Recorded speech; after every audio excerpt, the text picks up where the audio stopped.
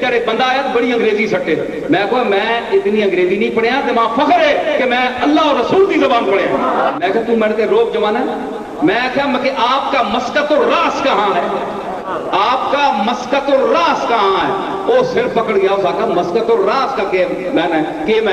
میں کہا تو جو کچھ بیان کیتا ہے پہلے تو یہ دفعہ تو کیا کیا تے پھر آنکھوں لگا کہ نہیں وہ بہو آنکھوں لگا مولانا سنو ذرا یہ گلاں بڑے ذوق دی ہوندیاں یہ میں تواڈے واسطے ایویں گل چل پئی اس آکھا جناب یہ کی گل ہے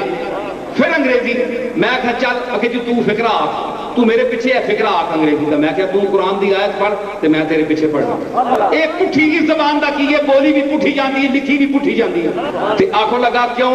تو پڑھ میں کہا پھر میں چیز پڑھنا تو پڑھ میں پھر امیر خسرو دا ایک قطع پڑھا جڑا انہاں تھتھیاں واسطے جڑی لکنت زبان جنہ دی ہوندی نا انہاں واسطے اس بندے وہ بھی بڑا جینیس تے نابغہ روزگار بندہ سی میں کہا تو پڑھ آ لق لمقل لمق لقل لم لمقل لق اندر دمقن دمق دقن دم دمقن دم آ لق لمقل لمق لقل لم لمقل لق اندر دمقن دمق دقن دم دمقن لق اب نرگس مستان تو ہم بے دل و حیران عاشق شمقن شمق شکن شم شمقن شک میں کہا پڑھ بچو پڑھ اور انگریزی پڑھ بس چپ کر گیا اکھے جی یہ تو بڑا مشکل ہے میں کہا تو مزہ آیا کہ نہیں ردم دا خسرو دا پتہ لگی کہ نہیں خسرو کون ہے